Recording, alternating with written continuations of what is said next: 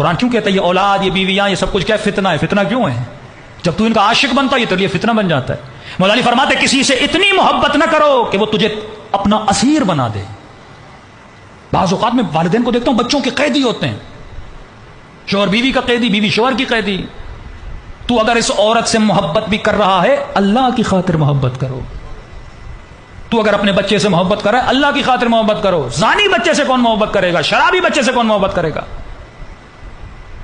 سمجھا کے ایک باپ کو میں تھک گیا کہ مولانا میری بیٹی مجھے چھوڑ کے چلی گئی، اعوذ باللہ یورپ میں غلط تعلقات بنا دیے، بغیر نکاح کے ایک لڑکے کے ساتھ رہ رہی ہے، شراب بھی پی رہی ہے، حجاب بھی نہیں کر رہی، دعا کریں بیٹی واپس آئے۔ میں نے کہا ایسی بیٹی کو پلٹانے کا فائدہ کیا؟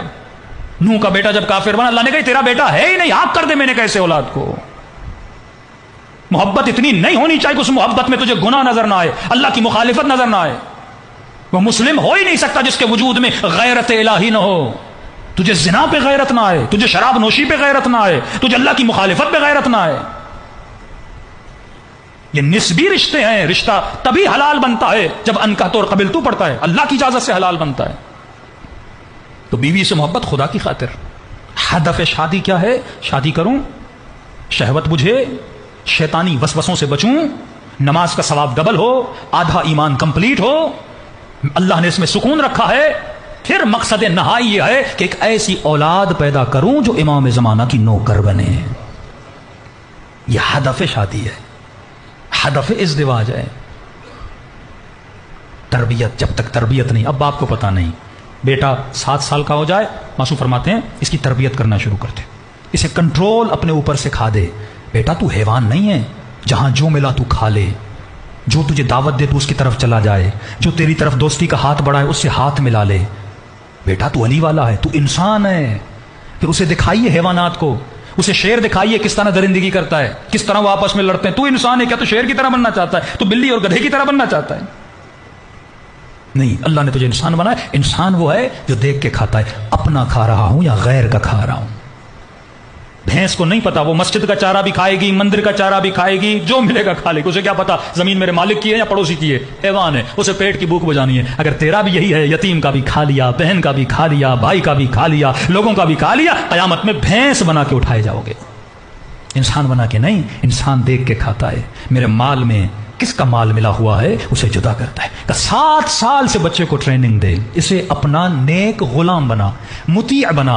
اگر 7 سے 14 تک تو اسے غلامی سکھا لے گا، 15 کے بعد یہ اللہ کی غلامی کرے گا۔ لیکن تو نے غلام بننا اسے نہیں سکھایا، اسے کیا پتا رب کی غلامی کرنی ہے۔ سختی بھی کر، پیار بھی کر، 7 سال تک بادشاہ ہے، اسے روک نہیں ٹوک نہیں، تاکہ اس کا ارادہ مضبوط ہو، اس کا ول پاور مضبوط ہو۔ چھوٹے چھوٹے بچوں کو مارنا شروع کر دیں گے نا، یہ بھی نہ کرو وہ بھی نہ کرو، ان کی ول مر جاتی ہے، ان بچوں کی خوشیاں ان کی ختم ہو جاتی ہیں۔ کہ 7 ایئرس تک یہ بادشاہ ہے، آفٹر 7 ایئرس یہ تیرا غلام ہے۔ یعنی کہ خود صبح نماز پڑھ رہا ہے، بیٹے کو نہیں اٹھا، نہیں چھوٹا ہے چلو صبح نہیں دوپہر کی نماز پہ کھڑا کر دیا کر، رات کی نماز پہ کھڑ دیا کر، نہیں ابھی میرا بیٹا چھوٹا ہے روزہ نہیں رکھواؤں گا، نہیں۔ بیٹی 9 سال کی ہو جائے بولو بیٹی روزہ رکھنا ہے، 7 سال کے بعد اسے ٹریننگ دے، پورا دن روزہ نہیں رکھ سکتا بچہ، آدھا دن اسے روزہ رکھا، اور اسے فیل کرا کہ روزے رکھنے کی لذت کیا ہے۔ تہران میں ایک بچہ تھا، اس نے سنا کہ واقعاً روزے رکھنے سے روح مضبوط ہوتی ہے، جو بچہ اپنے ذہن سے سمجھا تو اس نے روزہ رکھا۔ تقریباً شام کے 4-5 ہوئے، اذان میں کوئی 3 گھنٹے باقی تھے، تو ہمارے استاد کہتے اس نے اپنے بابا کا بابا مجھ سے برداشت نہیں ہو رہا، بہت پیاس لگی ہے، بہت بھوک لگی۔ تو اس نے کہا چلو ٹیچر کے پاس چلتے ہیں جس نے تجھے سکھایا تھا، اس سے پوچھتے ہیں۔ تو ہمارے استاد کہتے ہیں بچہ آیا میرے پاس اور کہنے لگا کہ استاد اب 8 سال کا بچہ مجھ سے برداشت نہیں ہو رہا نا، اب بہت پیاس لگی۔